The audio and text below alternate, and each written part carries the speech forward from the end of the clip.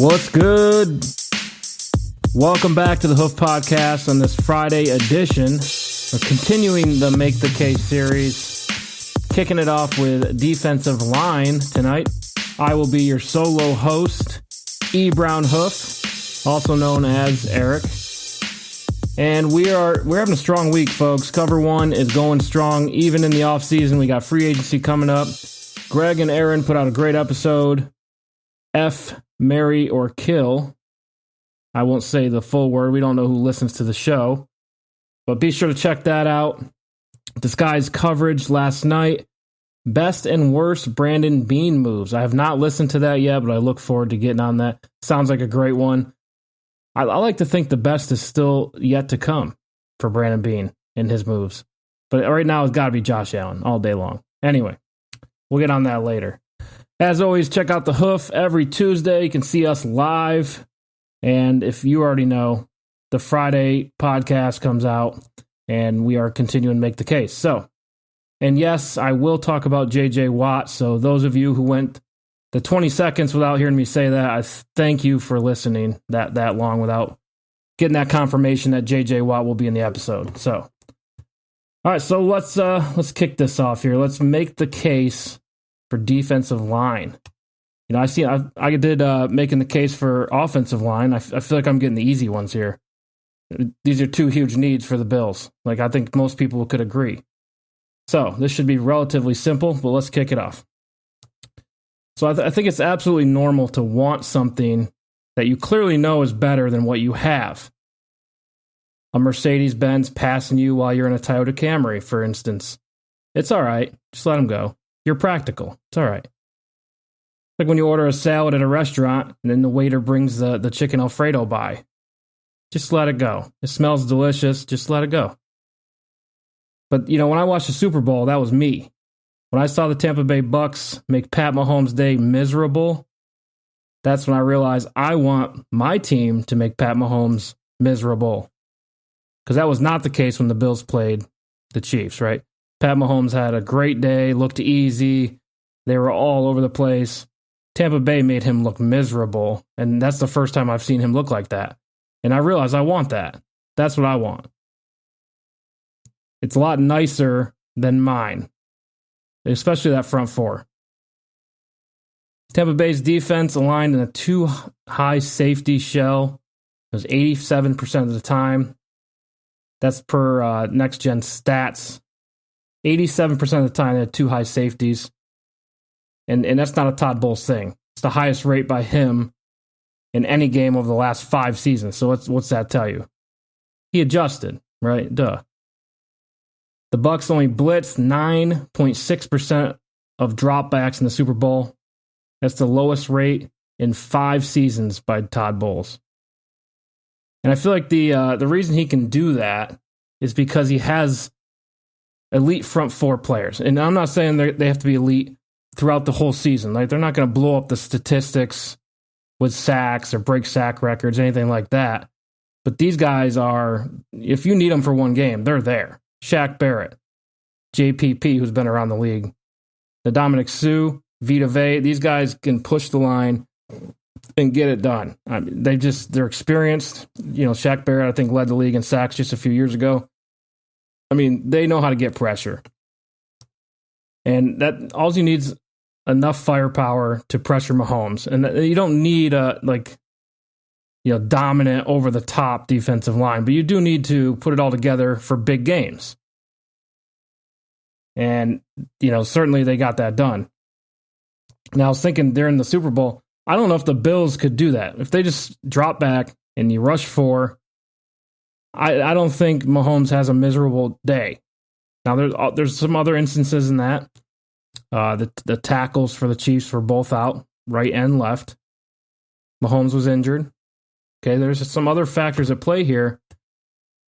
But when you call upon your front four to get pressure on the quarterback in a game like the Super Bowl, they need to answer the call.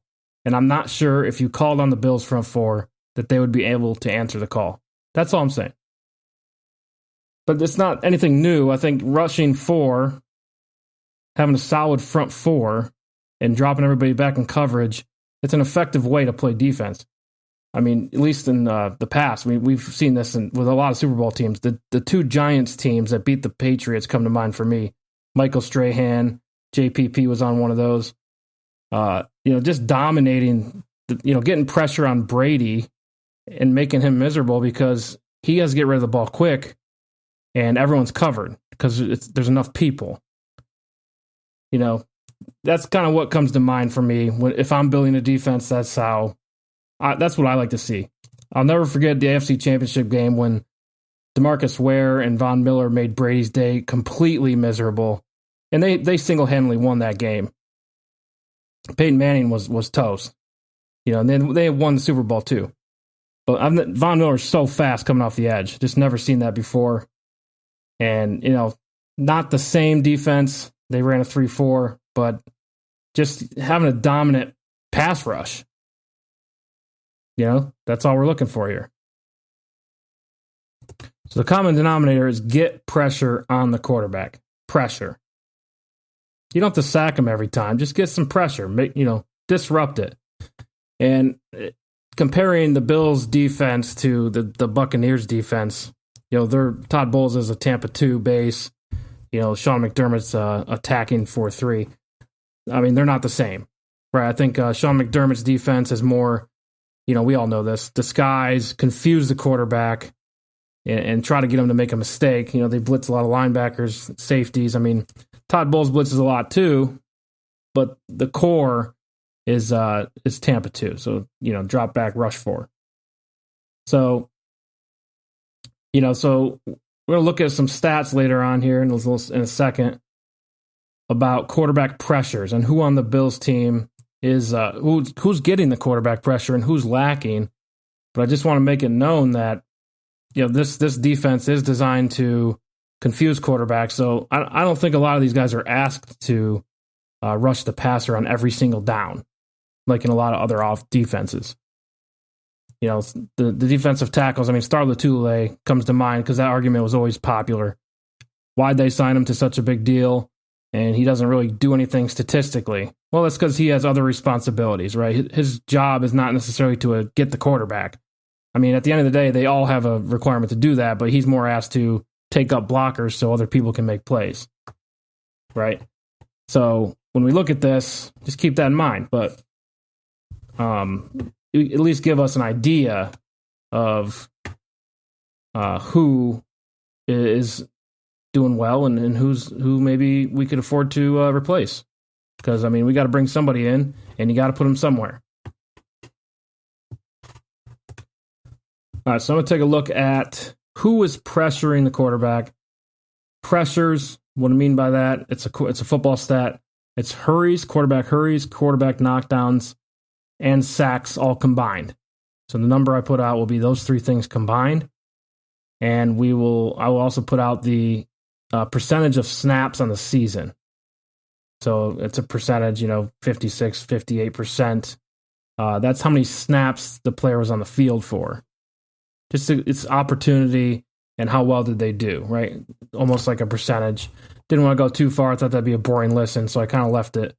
Quarterback pressures, and then the percentage of the snaps, the amount of times the players on the field. All right, so we're going to play a little matching game here. I'm going to put out the quarterback pressures and the defensive snaps for the player, maybe a little background, and then if you can guess which player had this amount of quarterback pressures, you get to feel good about yourself. So, let's start out here. I'll go, this player had 11 quarterback pressures on the year and played 56% of all defensive snaps. This player will be 34 years old in September and had 5 sacks total on the season. Mario Addison. 2 years left on the contract. Got 2 years, roughly $10 million to go. So, move on to the next one. This player had 25% of the snap. 25 quarterback pressures on 58% of defensive snaps. Player will be 33 years old in August. Had career highs in INTs and fumble recoveries. This player is Jerry Hughes. 1 interception, career high. But yeah, 25 quarterback pressures for Jerry Hughes. Let's move on. 9 quarterback pressures for this player. Played 50% of all defensive snaps. 2 hurries, 4 quarterback knockdowns, 3 sacks. If you guessed Quentin Jefferson, you'd be correct. This next player appeared in 14 games, no missed tackles all year, had 7 quarterback pressures, 27% of all defensive snaps. AJ Epinesa. I expected more from him. Didn't really see the field as much as I thought he would. I thought he would pick up some more snaps late in the year, but kept him pretty limited throughout the year. This player had only 4 quarterback pressures, only played 40% of all defensive snaps, appeared in 14 games total, has 1 year remaining on his contract. If you guessed Vernon Butler, you are correct. Only 4 quarterback pressures. This player, 9 quarterback pressures for this defense, 26% of defensive snaps. 12% of his tackles were missed. It would be the Buffalo Bills hero, Justin Zimmer. That Cam Newton fumble. Oh, man. A day that will live in infamy. 9 quarterback pressures for him. Let's move on here. We got 16 quarterback pressures for this player. 53% of all defensive snaps. Only 3 sacks. Ed Oliver. That's a ton of pressures, though, for a defensive tackle. Ed's going to be a freak when Starr comes back. I'm just saying. I'll put it out there now. All right, let's move on to 8 quarterback pressures on 32% of defensive snaps. This player appeared in 12 games. That would be Buffalo's lovely Harrison Phillips. He had some good games. I mean, he's a one technique, so did okay. Couple more left here. Let's go. 5 quarterback hurries for this player on 21% of defensive snaps. Appeared in 15 games for the Buffalo Bills. That would be Darryl Johnson. Big-time special teams player, only played 21% of defensive snaps. Did have a pretty high percentage on special teams. And finally, 6 quarterback pressures on 34% of defensive snaps. Only appeared in 10 games. Guy went away late in the season. That's Trent Murphy. And currently a free agent, likely not coming back to the Buffalo Bills, but the point of doing the matching game is it's kind of difficult to tell who really are the big-time quarterback pressure guys, right? Obviously, Ed Oliver and Jerry Hughes kind of stick out. Besides that, it's a free-for-all. The top pass rushers on the team, according to these stats, Jerry Hughes, Ed Oliver, Mario Addison. Duh. Some spots you could probably replace here that need work. AJ Epinesa, Trent Murphy. Just because they're getting low pressures on higher percentage of snaps. Vernon Butler is another one. Give him a little leeway because of defensive tackle. But these edge guys, they should be getting pressure on the quarterback. I feel like. I mean, I know they're asked to drop back and cover, but I think primarily is get pressure on the quarterback, disrupt the quarterback. So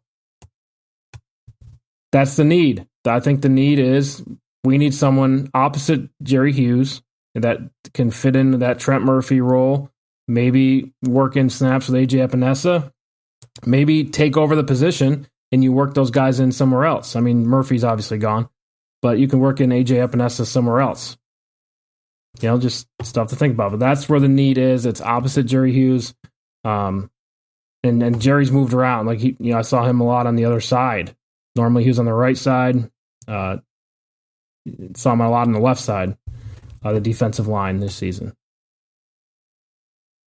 And the defensive tackle gets weird because, again, are they primarily trying to hold up blockers to get other linebackers in or other safeties to get the blitzer free? So there's a lot to look at there. I would say, I'm going to say we need some Alfredo on this line because I think AJ Evanessa is just like, he's a soup. He's just a soup. If your soup doesn't come with something, then it's not great. We need a main course type player, right? I don't want the Alfredo opposite Jerry Hughes. And I think that's exactly where the need is. That's what we need to get. Some other positions who got quarterback pressures. I was just curious here. Tremaine Edmonds, 3 quarterback pressures on the season. Matt Milano, 10 quarterback pressures on 30% of the defensive snaps. Poyer had 5 pressures. Micah Hyde had none, which I thought was interesting. AJ Klein, 12 pressures, 61% of the snaps. Taron Johnson, 9 quarterback pressures coming off that nickel spot. 78% of snaps on the field, a ton. And there's an extra 4, probably cornerback, could be a rotational player, but Bills had 143 total pressures as a team this past season. It's currently 18th in the league for quarterback pressures. So, little lower than middle of the road, I would say. Definitely a need there. Definitely got to get some pressure on the quarterback, especially if like they're anticipating, the Bills will be in big games, late games, in the playoffs, in the championship game. I mean, that's the expectation now. So 18th isn't good enough for quarterback pressures, in my opinion. Some other factors that go into a defensive line. Well, you got to be able to stop the run. Rush yards per game allowed for the Bills are 16th in the league. Rushing yards per attempt, they're 17th. Very middle of the road. What else we got here? Let's go. Percentage of time sacked when attempting a pass. And this is from the defensive perspective. It's percent of time sacked when attempting a pass, 14th. So that's like attempts and how often the opposing quarterback gets sacked per pass play. Quarterback hurries per dropback is 7.8% for the Bills, and that was 26th in the league in quarterback hurries per dropback. The best teams in that category were the Patriots, Steelers, Broncos. The worst teams, Rams, Jaguars, Bengals, and the Bills were 26. So, I mean, that explains your need right there. Like I said, it doesn't have to be over the top, but it's just got to be better. You don't need to go get a Myles Garrett type guy who's, freak athlete, can dominate a game, first overall pick. You don't need that type of guy. You just need to contribute to this defense and in the confusion, the creativity. And get somebody who's at least somewhat effective at pressuring the quarterback. One stat that jumped out to me, 6 most missed tackles. Normally it'd say, okay, yeah, that happens, but the top 5 teams with the least missed tackles in the league, the 49ers, Colts, Rams, Saints, Seahawks. That's the least amount of missed tackles. Those are all, playoff teams except for the 49ers, but they in the Super Bowl last year.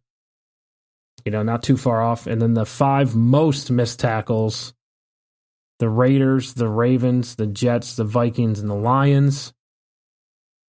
And the Bills would be right after the Lions there. I think it matters. That matters. Too many missed tackles. Again, I think the defensive scheme puts a lot of players in a one-on-one situation, whether that's stopping the run, whether that's guarding a screen. They're in a lot of one-on-one situations. So, give them a little leeway there, but you got to make the tackles, and I think that does contribute to the defensive line as well, like somebody who can tackle well. All right, so let's move on to the next segment here. I want to look at some damn Mercedes-Benzes. Let's get ourselves a Mercedes. I'm tired of the Camry. J.J. Watt. I've been kind of an advocate that I didn't want J.J. Watt, and a lot of that is because there's injury history, and I get it. Recently, played 16 games last season. I think it was like 8 the year before that, 16 before that. But then it was like 5 games and 3 games. So, okay, he had some injury history. Looks like he overcame it. Not going to knock him there anymore. I've been convinced. The leadership the guy brings is it's amazing. I think he's the type of guy like the Tom Brady of the group. Your whole defense is going to be better if you can get a guy like J.J. Watt. I've also been an advocate of the price. He's going to come in at a high price, and I think it's deserving. I just don't know if the Bills can make that cap situation work. Their front office is one of the best in the league, and if they really want to make that move and make a move that's going to contribute right away to making Pat Mahomes' life miserable, that's one move you can make. And then I think a lot of fans are on board with making some sacrifices for that. But when you look at the stats I just read about quarterback pressures and percentage of plays, none of them had 29 pressures like J.J. Watt did, and none of them played 91% of all plays, all defensive snaps. He had 11 hurries, 12 quarterback knockdowns, and 5 sacks, and I'm pretty sure he was the most double-covered player in the league. So, me being an advocate of the injury history, sure. And me being an advocate of the high price, I'm convinced. Sign the guy. I think he'd be great for the team. And there's a media circus that comes with it. There's reasons for that. Sign me up. The 29 pressures, 91% of plays makes our team better instantly. Instantly makes our team better. And not to mention the locker room, the leadership, the other players on the roster will be better. Pay the man. Some other Mercedes in the lot here, some free agents. Yannick Ngakoue. He had 13 pressures on 31% of the snaps. In Minnesota. Then he goes to Baltimore. 13 pressures, 33% of the snaps. The guy's a freak. That's 26 pressures if you want to combine them. 31% in Minnesota, 33% of the snaps in Baltimore. But still, 26 pressures, the guy's getting to the quarterback. You can't take your eyes off that. And that's 2 different teams, 2 different locker rooms, 2 different schemes. I mean, his job's relatively the same, but that's something you can't take your eyes off. That's a nice Mercedes-Benz model right there. Melvin Ingram coming from the Chargers, free agent now. 12 pressures on 35% of the snaps. I think you can convert him. I think he played a lot of linebacker, kind of that 3-4 edge player for them. But I think Melvin Ingram could be a guy who could put his hand in the dirt and maybe drop back in coverage. It'd be fun to scheme Melvin Ingram with McDermott's defense and Leslie Frazier at the helm.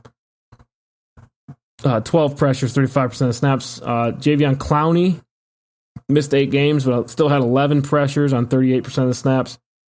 A guy that athletic, you just can't. He'll probably play the contract game, but if you can get something done, maybe learn from that. Again, a guy you could scheme and really, really confuse the quarterback with him dropping back and not to mention he will get the pressure of the quarterback. Another guy that will make the locker room better as well. Justin Houston, formerly of Kansas City and Indianapolis, 32 years old now, 25 pressures on 59% of the snaps. I think he's trending down in his career, but still an impact guy. And you might be able to get him at somewhat of a discount. After reading what the Bills are getting, all these guys would make a huge impact day one. And then I think somebody who can make a bigger impact than most of these guys is Carl Lawson from Cincinnati. I think he's just under the radar free agent right now. If you're trying to get pressure on the quarterback, Carl Lawson is going to be the best bang for your buck. And he had 44 pressures on 68% of the snaps. Guys just getting to the quarterback. And that's experience, folks. That's experience. 44 pressures on 68% of the snaps. Almost double Jerry Hughes. Yeah, so sign me up, Carl Lawson. That's that Brandon Beane. He's going to swoop in, get him for a good deal, maybe 1 year deal, something like that, and go from there. But I mean, Carl Lawson's a guy who can contribute right away as well. So those are the guys I'm looking at for impact pass rusher and making the case to get one of these free agents. And, make the pass rush better. Make the defensive line better. They got to do it somehow. And, let's talk about the draft a little bit. We'll get more into that later on. But right now I'm on Team Miami. Hurricanes. Greg Rasu, high production. Doesn't have a lot of time in college, though, in college football, but the athleticism just jumps off the board. In the multiple schemes that Miami plays, that's huge value. So, Rasu, in a normal year, if he had a good season, he opted out, by the way, but if he didn't opt out, had a good season, he'd probably a top pick, one of the top 10, top 15 picks, depending on, the film he put out there. But the athleticism, you just can't ignore it. Jordan Phillips as well, same team. Same scheme. Jordan Phillips had some good years. Just these guys are just so versatile. Each guy can line up multiple positions, and they can both play in a 3-4 defense, which is going to help their draft value. But for the Bills, the fact that they can play 3-4 shows you their athleticism. And in attacking 4-3, like McDermott runs, you can drop them back, and they might make a play or two. They can cover, more than others. I'm not saying they're cornerbacks, but they can cover more than others. And they both would be fun to scheme. Moving forward, you could do a lot with them. You could get more creative, put some new looks out there. I think that would help a ton. So we'll get more into the draft after free agency, but free agency is coming up. Carl Lawson's my dude. That's what I'm saying. Hopefully I made the case for defensive lineman. Seems pretty straightforward. We got to get pressure on the quarterback. That's it. More pressure, more turnovers. I believe in that philosophy. And I think the Bills are lacking in the quarterback pressures category. So, I'm team get a defensive lineman. If you got to draft them, do it. I think the Bills are in a position to take best available, but the way things are lining up, I did offensive line as well. Offensive line and edge, the value for the draft right now, as it sits, and it's going to change a lot, but as it sits right now, the value is lining up for the Bills at 30 to get a starting caliber edge player or offensive tackle. So it's working out. And there's other positions that really aren't like that. I think the running back one is kind of not a lot of corners in that area, so if you're looking for corner, it might be hard at 30. Just the value's got to match. Just how it goes for the draft. And cap's a little tight, so it doesn't help things. But you got to find a way to get better. And a lot of good free agent options this year, and probably flexible contracts, which I think helps a ton. Maybe people come in, take a low first year, make the contract back heavy. I believe in Brandon Beane. They'll be able to find a way. If they want one of these guys, I think they find a way to get him. But be sure to check us out every Tuesday with the Hoof Live. Every Friday, we're going to continue making the case. We got all the defensive positions coming up next week. I think linebacker, secondary. I can't remember the order, but we're making the case every week. Every week when we get free agency, we'll definitely be on the Hoof Live talking about that, reacting. We're not taking any time off. No time off for us. So the moral of the night, or the lesson of the night: get yourself a Mercedes-Benz. Stop sitting in the Camry watching the Benz go by. Be the guy in the Benz. Quit eating salad at a restaurant. Get the chicken Alfredo. You're paying for the damn thing. Go get chicken Alfredo. Go get Mercedes-Benz. See you next week.